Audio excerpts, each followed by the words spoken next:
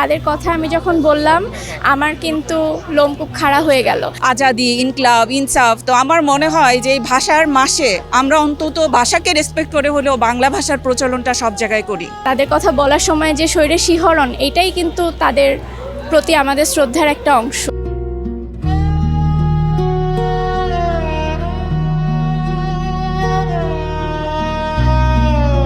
শহীদদেরকে তো শ্রদ্ধা থেকেই বলতেছি, স্মরণ তো রেখেছে না তো তার এখানে আসতো না।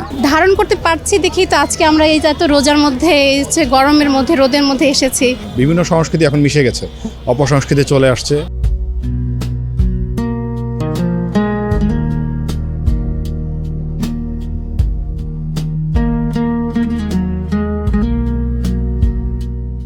ইদানিং আমরা অনেক ধরনের বিদেশি শব্দ শুনতে পাচ্ছি, যে বিভিন্ন ধরনের আমরা আসলে ইদানিং দেখতে পাচ্ছি যে আজাদি, ইনকলাব, ইনসাফ। তো আমার মনে হয় যে এই ভাষার মাসে আমরা অন্তত ভাষাকে রেসপেক্ট করে হলেও বাংলা ভাষার প্রচলনটা সব জায়গায় করি। আসলে দিনকে দিন আমরা আসলে আমাদের ভাষা সাংস্কৃতিক থেকে আমরা দূরে সরে যাচ্ছি অনেক, তাই না?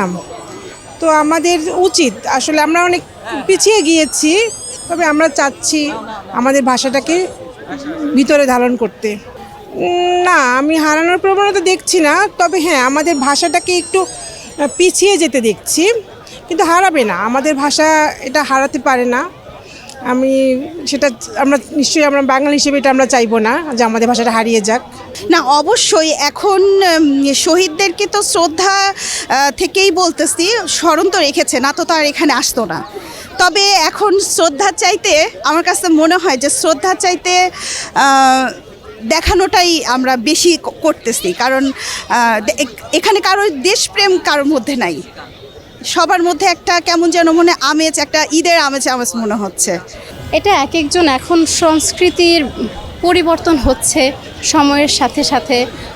এখন বিভিন্ন ধরনের কি বলবো, এটা যেমন জেনজি বলা হয়, আলফা, বিভিন্ন ধরনের।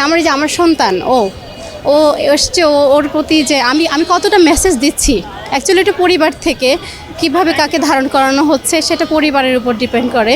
আমরা আসলে ধারণ করতে পারছি দেখেই তো আজকে আমরা এই এত রোজার মধ্যে, গরমের মধ্যে, রোদের মধ্যে এসেছি, দুপুর সময়ও এসেছি। অবশ্যই ভাষা আমাদের জন্য অবশ্যই একটা গুরুত্বপূর্ণ জিনিস, এবং এই দিন আমাদের জীবনে তাৎপর্যপূর্ণ। বিভিন্ন সংস্কৃতি এখন মিশে গেছে, অপসংস্কৃতি চলে আসছে। আপনার বিভিন্ন ধরনের সোশ্যাল আমরা অ্যাক্টিভিটিস করতেছি, যেগুলো আসলে আমাদের ভাষার বাইরে গিয়ে হচ্ছে। বিভিন্ন অফিসিয়াল ল্যাঙ্গুয়েজগুলোর কারণে স্কুল কলেজগুলোতে বাংলা ভাষার ওইভাবে কিন্তু কদর নেই। সবাই এখন ইংলিশ মিডিয়াম স্কুলগুলোর দিকে ঝুঁকতেছে বেশি। এই কারণে আসলে বাংলা ভাষার চর্চাটাও আছে, কিন্তু ওইভাবে নেই, ওই যে স্ট্যান্ডার্ডটা ছিল।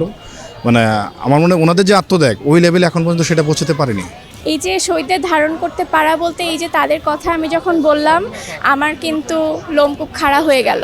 এই যে নিজের মধ্যে যে একটা ভালো লাগা বা একটা তাদের কথা বলার সময় যে শরীরে শিহরণ, এটাই কিন্তু তাদের প্রতি আমাদের শ্রদ্ধার একটা অংশ। তাদের কথা বলতে গেলে আমাদের গলা কেঁপে ওঠে, আমাদের ভেতর একটা রক্ত গরম হওয়ার মতো একটা ব্যাপার হয়। এটাই কিন্তু তাদের প্রতি আমাদের শ্রদ্ধা, ভালোবাসা, সব কিছু।